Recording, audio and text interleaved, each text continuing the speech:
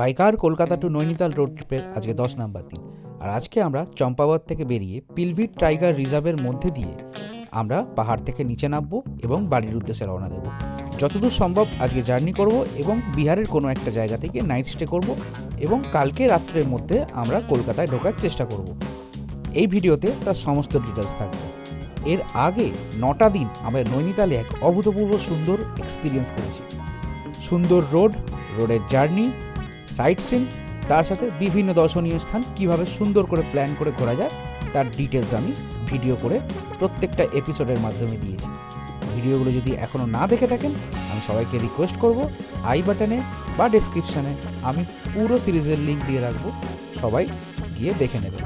এতে আপনাদের এবং ফিউচারে যদি আপনার বন্ধুবান্ধব বা ফ্যামিলি কেউ প্ল্যান করে তাদের এই রোড ট্রিপ প্ল্যান করতে অনেক সুবিধা হবে। চলুন ভিডিওটা শুরু করা।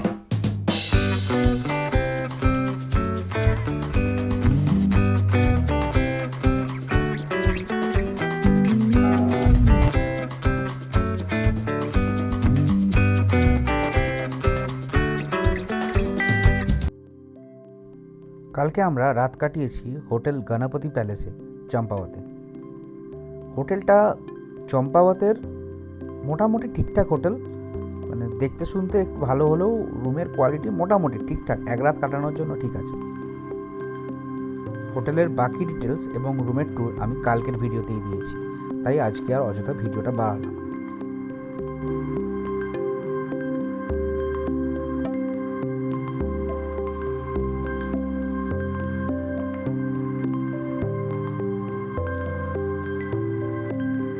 ঘড়ির কাঁটায় সময় এখন 8:30।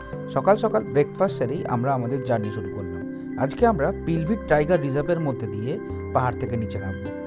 জঙ্গলের টোটাল ডিটেলস বা ভিউ আপনাদের সবাইকে দেখাবো। পাহাড়ের ওপর থেকে পিলভিট টাইগার রিজার্ভের একটা সুন্দর ভিউ পাওয়া যাচ্ছিল। দাঁড়ালাম, দাঁড়িয়ে একটু উপভোগ করছিলাম।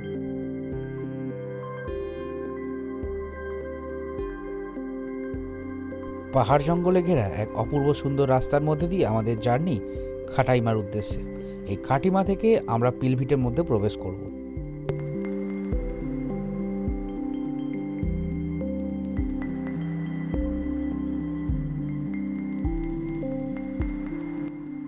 আমরা এখন ক্রস করছি খাটিমা শহর। এখান থেকেই লেফট টার্ন নিলেই পিলভিটের জঙ্গল শুরু হয়। প্রবেশ করলাম পিলভিট টাইগার রিজার্ভের মধ্যে। ঘন জঙ্গল এবং মাঝে মাঝে সাফারির গেট আছে, যেখান থেকে আরও কোর ফরেস্টে যাওয়া যায়, যেখানে পারমিশন সব জায়গায় অ্যাভেলেবেল নেই। তো ঘন জঙ্গলের মধ্যে দিয়ে আমরা চললাম।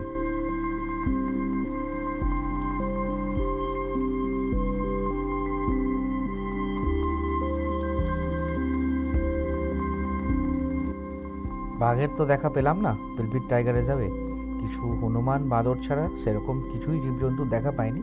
তবে রোডটা কিন্তু মারাত্মক অ্যাডভেঞ্চারাস এবং এক্সপিরিয়েন্সপূর্ণ।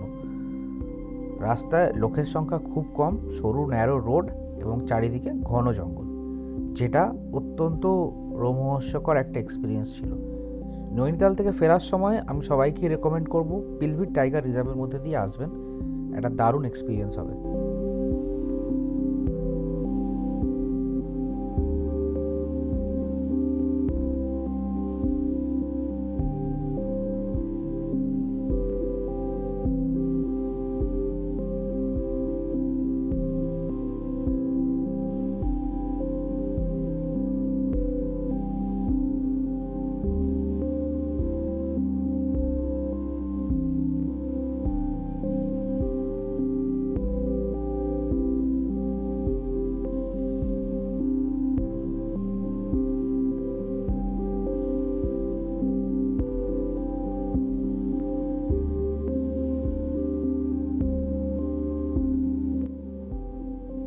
টাইগার রিজার্ভের মধ্যে আমরা এখন এসে পড়েছি চুকা ইকো ট্যুরিজম স্পটে। নভেম্বরের 15 তারিখ থেকে জুনের 15 তারিখ পর্যন্ত এই টাইগার রিজার্ভ সাফারি করার জন্য ওপেন থাকে। তখন এখান থেকে এসে সারদা সাগর বা সারদা ড্যাম্পেরও অসাধারণ ভিউ বা পিকনিক এনজয় করা যায়। খুব সুন্দর জায়গা এটা, মন ভালো হয়ে গেছিলো এখান দিয়ে যেতে যেতে। পিলভিট টাইগার রিজার্ভকে গুড বাই জানিয়ে আমরা পুরানপুর এবং খাটরার হয়ে লখনৌকে বাইপাস করে পূর্বাঞ্চল এক্সপ্রেসওয়ে ধরব এবং পূর্বাঞ্চল এক্সপ্রেসওয়ে দিয়ে আমরা বিহারে প্রবেশ করব। আজকে নাইট স্টে ওখানেই করব।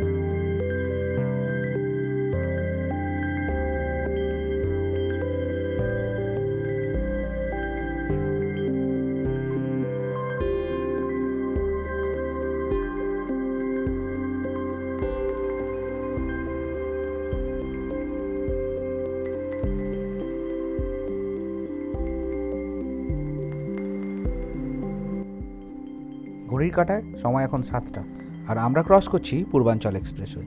দেখা যাক কত দূর যাওয়া যায় এবং কোথায় নাইট স্টে করা যায়।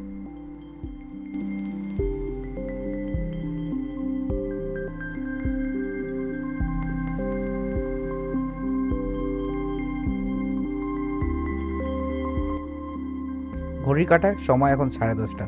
আমরা পূর্বাঞ্চল ছেড়ে নর্মাল রোডে প্রবেশ করলাম। ডিনার শেষ করে রাত্রিবেলা 11:30-12টা নাগাদ আমরা বিহারের মাঝখানে হাইওয়ের ওপর কোনো একটা হোটেলে ছিলাম। যেহেতু পূর্বাঞ্চলে ওঠার পর কলকাতা ফেরার রাস্তাটা পুরোটাই সেম, তাই আর ডিটেলসে ভিডিও বানাইনি। বিহার পেরিয়ে ঝাড়খণ্ডে প্রবেশ করার পর ধানবাদ, আসানসোল, দুর্গাপুর হয়ে কলকাতায় ব্যাক করা। নৈনিতাল রোড ট্রিপের গল্প আমি এই এপিসোডেই শেষ করি এবং পরের একটা ভিডিওতে আমি ডিটেলসে কলকাতা থেকে নৈনিতাল ট্রিপ করে কলকাতায় কী করে ফেরা যায় তার এন্টার ডেসক্রিপশন বা এন্টার রোড ম্যাপ করে বুঝিয়ে দেবো।